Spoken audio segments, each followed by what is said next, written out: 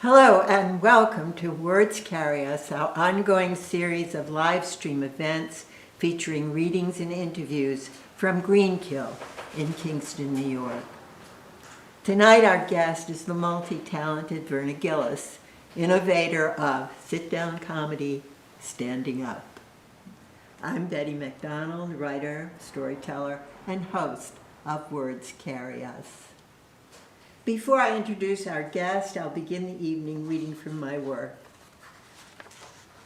This is called Mom, You Already Told Me That. Mom, you already told me that, my friend Jean quoted her frustrated offspring. Commiserating, I secretly counted my lucky stars. Gratefully, I live alone, which saves me from having others remind me how often I repeat myself, or remind me how I'm losing it and forgetting things, or offering help when I don't need help, or think I don't need help. My kids are grown, dealing with the frustrations of their own kids. Most of my friends are more or less contemporaries, and don't mind it if I tell them something more than once. They've probably forgotten anyway, and are glad to hear it again. This next piece is called Luxist. I've written a lot about getting older, and I really don't mind. I really kind of like it. But the one problem I have is giving up vanity. Vanity is deep in me. Luxist. The hardest thing for me in growing older is giving up vanity. Having been raised in a family of luxists, I'm particularly self-conscious about my appearance. Most of the time, I feel okay about how I look. That is, until there's a reality check involving a photo or a mirror. Recently, a magazine geared to those of us who've passed the age of 50 launched a search to find older models, women and men, to represent those readers who look good in their so-called golden years. To my chagrin, in their nationwide search, they had found the 5 or 10 seniors from 50 to 90 with firm chin lines who also were miraculously wrinkle-free. The winners smiled and preened from the pages of the magazine. What about the rest of us? What about those of us who are doing our very best without resorting to plastic surgery, Botox, and those wonderful creams that keep popping up in online ads? What did Ellen DeGeneres do to look younger, better, prettier at 56 than she did at 25? Did it hurt? Were little knives involved? Were little knives involved? Are bandages and weeks of sequester? Are there scars? I never minded wrinkles. I don't mind the deep lines that strirate my cheeks or crow's feet. I kind of like them. I think of them as decorations, like Maori warriors' face tattoos. It's the drooping chin line I abhor, and the deep furrows that run from my nose down past my mouth, which can be mistaken for sadness or anger if I forget to smile.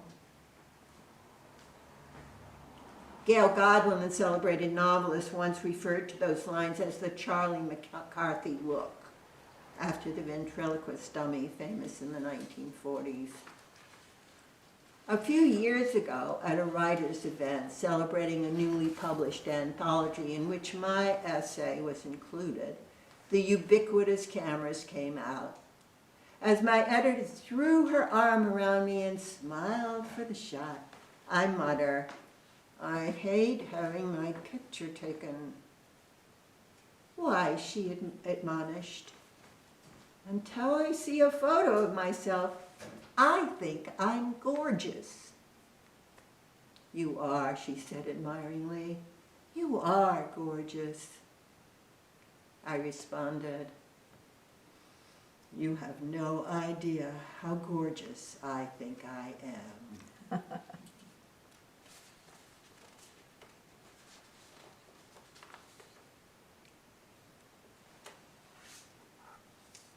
This one's called Time Doesn't Care. The winnowing away of objects lost or given away are a relief. There's still plenty to worry about. How long can I continue, day by day, filled with consciousness or not? Either way, time doesn't care. My last piece, a woman of my age. Although his face is inches away from mine, we are protected from intimacy by a huge hunk of metal and lenses separating us as he flashes a bright light into first one of my eyes and then the other. His instructions are to look at my ear. That adds a note of frivolity to the whole thing. Upon further examination, he remarks, "You're doing very well." I demand, "What do you mean, really well?" He hesitates. "You're doing better than expected for and then he hesitates again and dithers, then goes on, "For a woman of your age." As I suspected, my age is the filter through which he sifts information about me. "You won't go blind," he assures me bluntly, and then adds, "It takes a long time." Apparently, according to statistics, I will die before I lose my sight. I am not placated. Earlier in the week, my podiatrist asked what I'm doing lately, and I have just told her I have 3 performances coming up in the next 2 weeks, and I've gone back to tap dancing after a few weeks' break. She warns me to be careful. She's alarmed about my tap dance class as if I told her I was riding a motorcycle through Times Square in a tutu without a helmet. Why is she warning me? Have her patient had a lot of accidents while tap dancing? She goes through a litany of fears. Balance, strength, and the refrain, "You could fall down." I'm pretty strong, I counter. She gives me a patronizing smile. My balance is pretty good, I follow up lamely. I don't add that when I slipped on the ice last winter, I didn't get hurt. What's the point? And besides, I add, dancing is strengthening my bones. She hesitates. First, she denies that dancing strengthens bones, and then concedes, well, it is weight-bearing. I'm about to add the neural pathways strengthening while I'm learning routines, but I don't because she doesn't do neural pathways. She doesn't go above feet and ankles. By the end of the visit, she cheerfully finds a reason to hobble me. She's removed something from the bottom of my foot and insists I wear a surgical shoe. A piece of equipment designed to hold my foot rigid, but in my case it doesn't because it doesn't fit. I abandon it immediately upon leaving her office because it throws me off balance and trips me up. Later that same week, my chiropractor reminds me I have to be careful because I could fall down and break my hip and die. He repeats it like a mantra. Fall down, break your hip, die. I have to protect myself from these pronouncements, from these dedicated caregivers. Telling me to be careful increases my feeling of vulnerability. With the chiropractor's warning, I feel unsteady on my feet. It takes weeks of dance class to stop feeling off balance. Consequently, when the eye doctor suggests you're doing really well for a woman of your age, I shot back, I am not a woman of my age.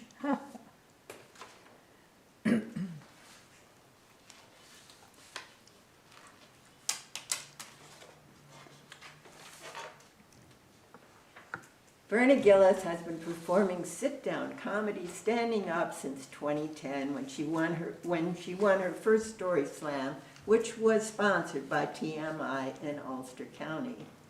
The topic, coming of age. She changed it to coming of aging. She was 68.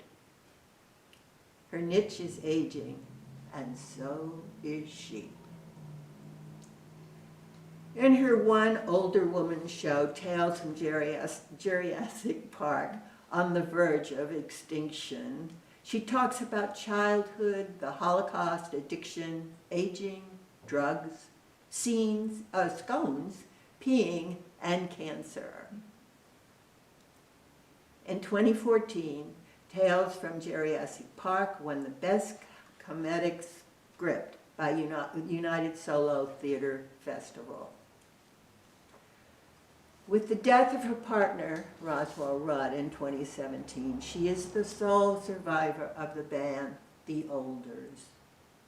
A fragment of her video, Awesome and Gruesome, a Anthem, is part of tonight's presentation. Stay tuned at the end of this event for her video Paradigm Shift. Words Carry Us is delighted to welcome writer, performer, ethnomusicologist Verna Gillis, presenting Tales from Geriatric Park. Give me an F, give me an R, give me an A, U, G, H, T, fraught. I gave myself a surprise party for my 75th. If you don't think turning 75 isn't one big fucking surprise, just wait. Here I am, closer to dead than to alive, wondering where will be my last place on earth and what will take me out.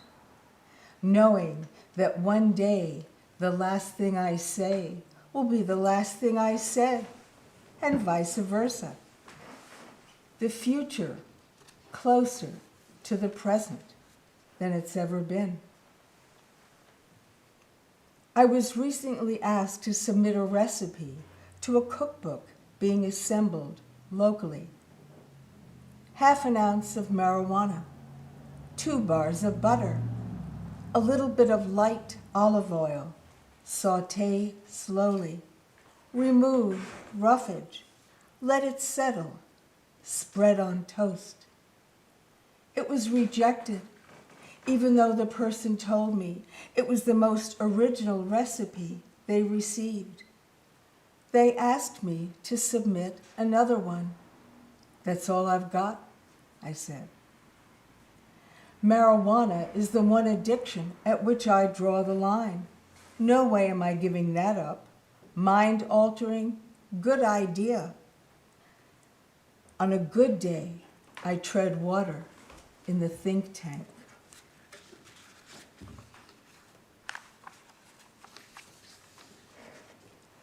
When I'm stoned, I don't get the munchies. I reserve domain names. My most recent is givefuckachance.com. My new practice is called mindlessness. I tried mindfulness. However, if you knew what my mind was full of, you would not recommend it for me. The past and the future were my specialty. The present tense. I know about choices I get to make on a daily basis, and one of them is not to go crazy. I'm grateful to have learned that before this came down. Everything is as it never was. I have an idea for a podcast called KVOD, Kerhonkson, Voice of Doom, just telling it to you like it really is. We're all gonna die, something you can bet your life on. Things often are as bad as they seem. No one ever accused me of being cheery. Someone sent me an email, here today, gone tomorrow, to which I reply, here today, here tomorrow. I prefer that for now. And what difference does it make that it all won't matter in the end? It matters now. After all, human life would die without us. Whistling in the dark, whistling in the light. Humans are an endangering species. Superficial intelligence is where it's at. I follow my own motto, which says, don't think about anything, no good can come from it. Navigating the ever-elusive middle ground between terror and despair. This COVID time had us all reaching out across the years to hear again those familiar voices, and in some cases to remember why you're no longer in touch. The comfort of familiar irritations. As a recovering rageaholic, I know all about losing my mind, lost and found on a daily basis. My extreme powerlessness and my fears never manifest well, which seriously understates the damage they did. Right now, old emotional triggers being activated and going off like firecrackers trigger unhappy. My daymares far surpass my nightmares. Of course, I have told everyone in my family and all my friends what they're not doing right during this crisis. I'm organizing the Control Freak Olympics, where control freaks can speak openly and honestly about how hard it is to get other people to do what you want. My book is called My Way, The Right Way, a guide to unfulfillment. I've often felt that acceptance is just a fancy word for dissociated. I highly recommend keeping a toolbox of dissociative techniques nearby at all times. And honestly, unconditional love is a terrible idea. I was talking to a dear good friend of more than 45 years, and we had the following conversation early on, navigating the virus. Me to she. I've heard that hot water and lemon is a very good idea. She to me in a snarky voice.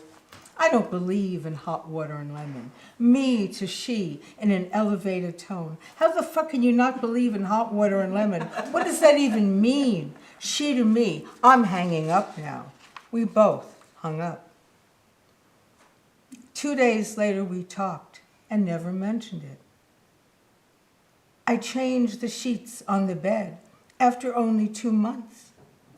I removed the second pillow, which has not been used for more than 3 years. I water my plants and talk to them.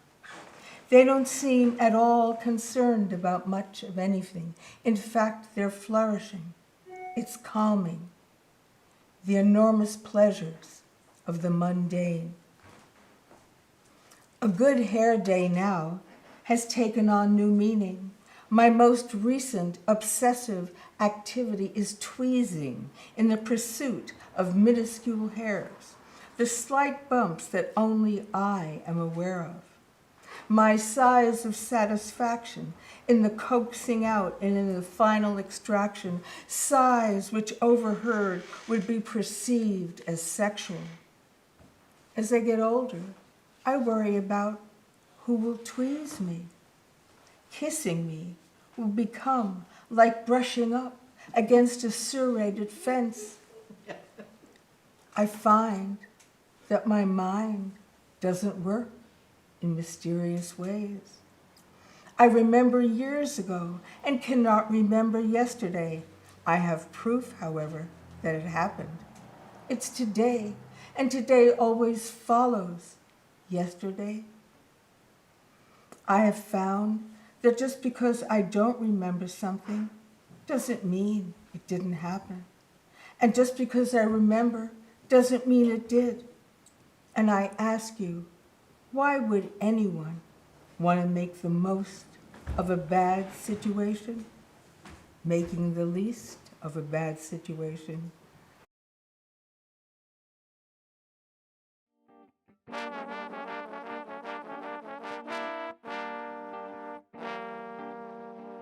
Awesome and gruesome, what a fucking twosome. This is a ranthum. I'm gonna rant some bolder and bolder. We are the olders. Cancer is gruesome and on the loosum. Awesome meets gruesome. Had biopsy bluesome. Got me in my prostate zone. Moved to the bladder. I'm not alone. Mortality sightings on the rising.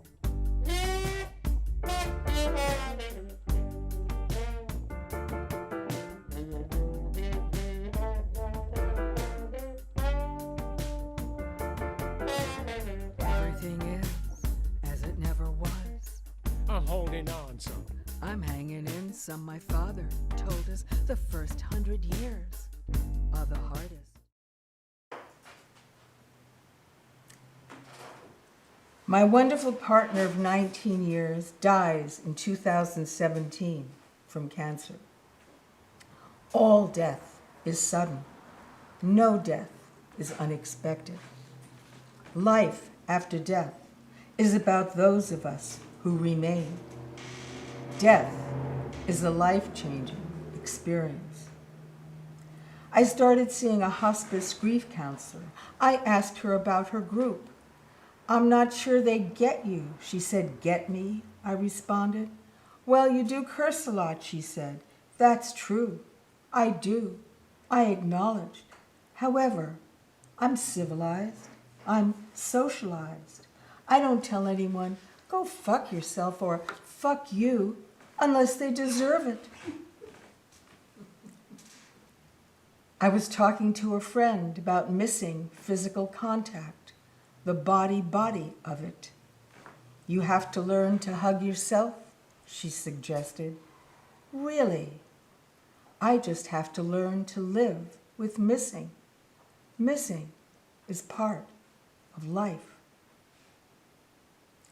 We all come from a family, and as we know, the family is the scene of the crime. To say dysfunctional family is redundant. Home is where the horror is. I was definitely homophobic. Excuse me. My mother arrives by boat in 1940, getting out of Italy 4 days before all travel was officially stopped for Jews. She was in medical school in Bologna at the time. At the port in New York, she is met by 2 cousins. They take one look at her and immediately give her 2 tips for succeeding in America. Get rid of that mustache and lose weight. Having seen photos of my mom from that time, I can tell you she was not the bearded lady, nor was she fat. She was what one would call zoftic, meaning pleasantly plump, filled out. Thus began her dieting, and I'm sure you know what follows. The joke in the house was, Mommy is going on a diet last week. She projected her weighty obsession onto me, and my body became her domain from a very young age. By 10, I was already put on diets and weighed every Sunday. If I didn't lose weight, I didn't get my allowance.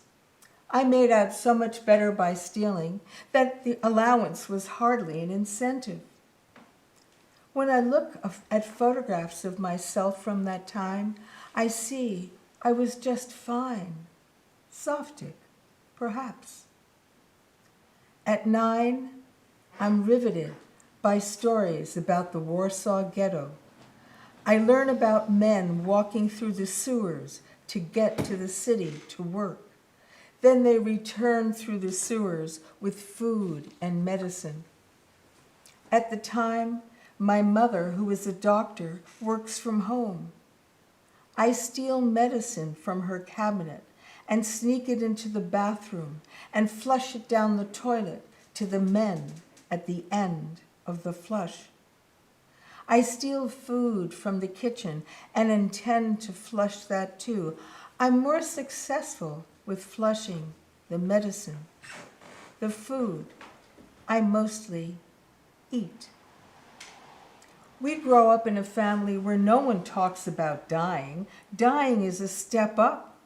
It is getting killed for being Jewish that gets my attention. The 3 badges I could have earned most easily as a Girl Scout were stealing, overeating, and lying. I lie whenever I can. It seems like a safer idea than the truth. And the truth is, we are Jewish. And in 1949, once you leave Washington Heights, you are venturing into new territory, Riverdale. The word is out. More Jews are moving in. I'm glad my last name is Gillis. It can pass. Welcome to the highlights of my low points.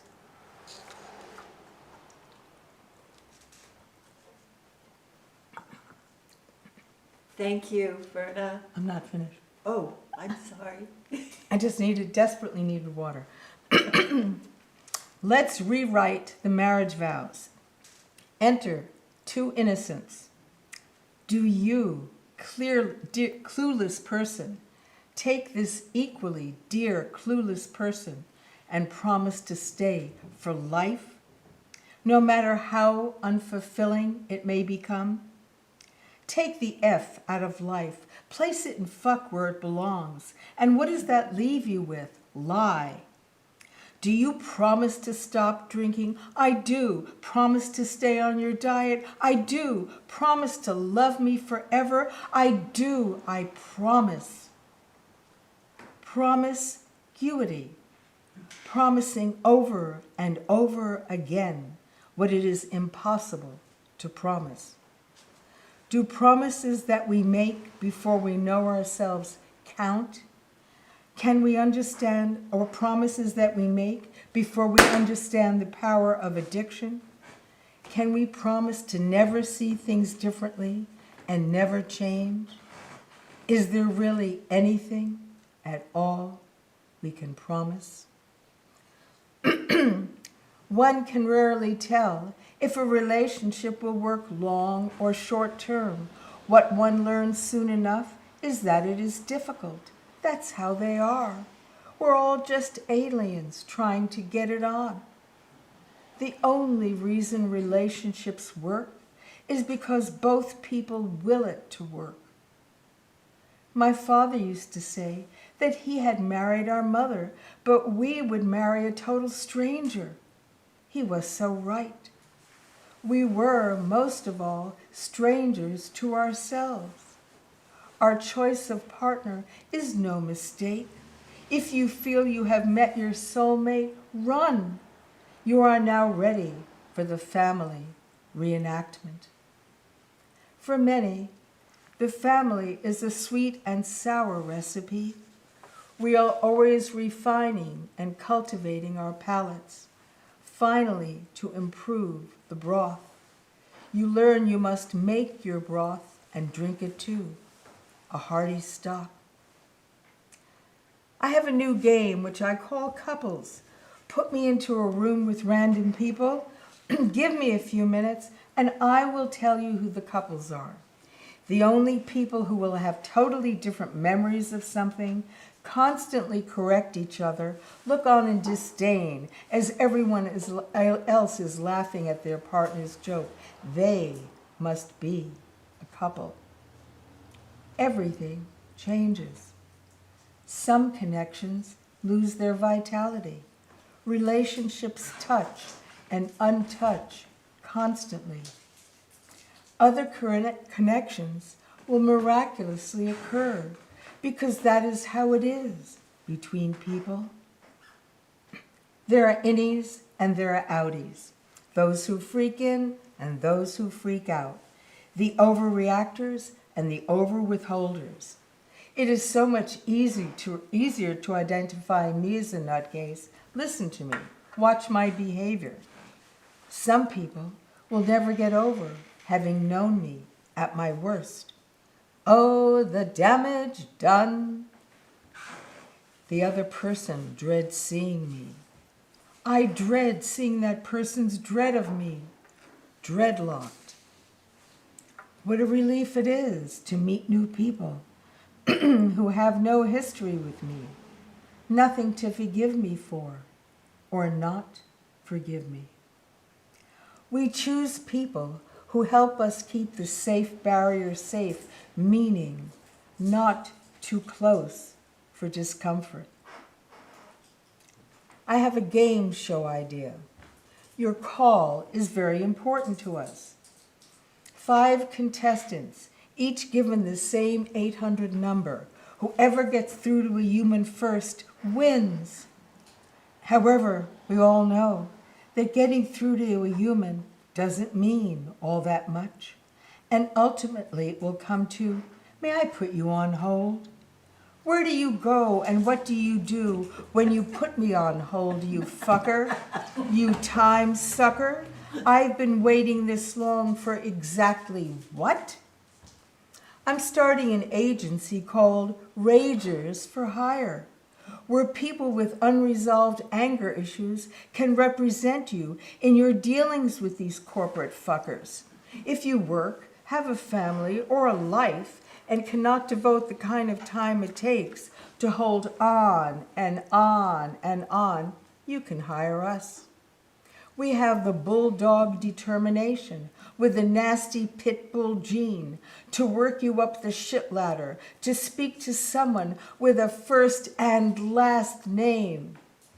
Rageaholics will get it done. Those previously perfected rages of verbal decimation of those nearest and dearest, well now, that unbridled energy can be channeled for the good. This line of work is also an excellent vehicle to take the rageaholic over the top, to the edge, into that breakdown you have up until now kept at a somewhat safe distance. I was always emotionally available. The problem was, which emotions? I had my scream, my shriek. My husband used to say to me in his logical way, "You don't have to scream. I'm right here." Of course he was wrong. I did have to scream. What I didn't know then is I didn't need to scream at him. I have self-isolated during this COVID time of life, not wanting to run into crazies according to my idea of what that means right now. Recently, on a little sojourn by car into the greater world, I passed my post office and thought, I can do this. I have a P.O. box. It's right there. I'm masked. I'm gloved. I ran in, grabbed my mail, turned around, and there was a man without a mask. "Dumb motherfucker," I said to my mask. He looked at me, uncertain of what he had heard. I scared myself. I turned and ran out. The crazy person I didn't want to run into was myself. I need a psychopractor for daily attitude adjustments. Game show idea. Blameless. 5 contestants who never had children tell their stories. The audience then votes for the person who contributed the most by not passing on her emotional DNA. My point of sanity was in not having children, and the children I never had are grateful. People tell me that my segues have become confidential. I could always keep a secret, but now I keep it from myself. I read, you can know you're in deep shit when you leave your car keys in the freezer. What about the sponge in the refrigerator? Does that count? Now when I don't know where something is, I start with the freezer. If it's not there, I can relax. When I was a child, I thought that old age was an affliction. I would see groups of old people sitting in front of buildings on chairs. They had their own particular smell. They looked shriveled. I held my breath when I passed them, not wanting to catch whatever they had that made them look that way. One day, perhaps, a very young girl will hold her breath as she passes me. In this older time of my life, dinner is earlier, early is earlier, late is earlier. I went from looking good to, wow, you look good for your age. Aren't we all of a certain age? As my skin separates from my bones, it occurs to me that if I stand on my head, I will suffocate. However, if I could stand on my head, my whole life would have been different. 60 is the new 60. 78 is the new 78. We are the olders. I'll toke to that. At this very moment, all of us, everywhere, are the oldest we have ever been. Thank you. Thank you, Verna. That was delightful and heartfelt. That was Verna Gillis. Thank you, Betty. Thank you.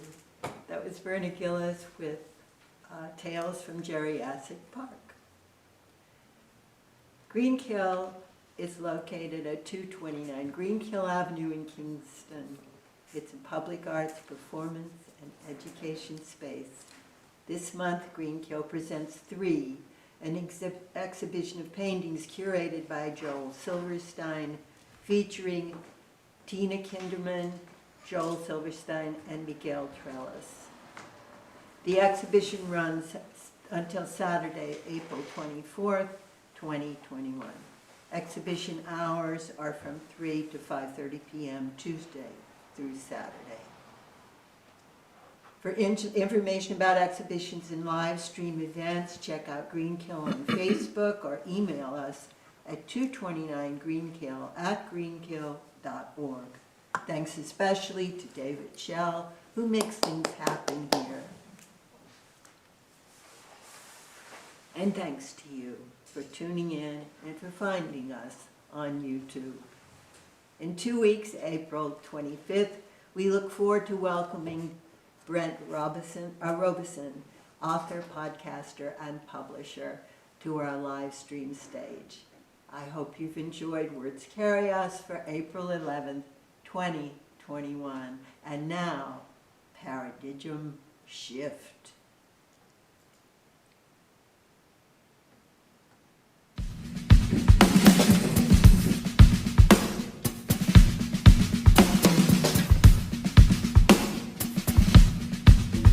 It's the time right now. A paradigm shift. A paradigm shift. You get my drift?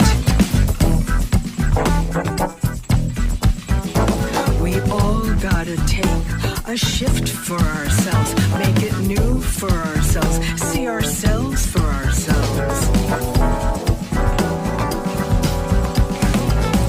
Paradigm shift, not maybe. Paradigm shift, oh baby, paradigm shift. shift. The time to reimagine, the time to re-examine, embrace our diversity, fight inequality. We are the human family. Together we can do what we could never do alone.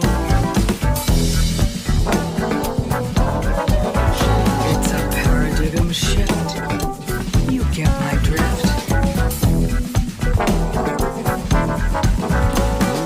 Everything is as it never was.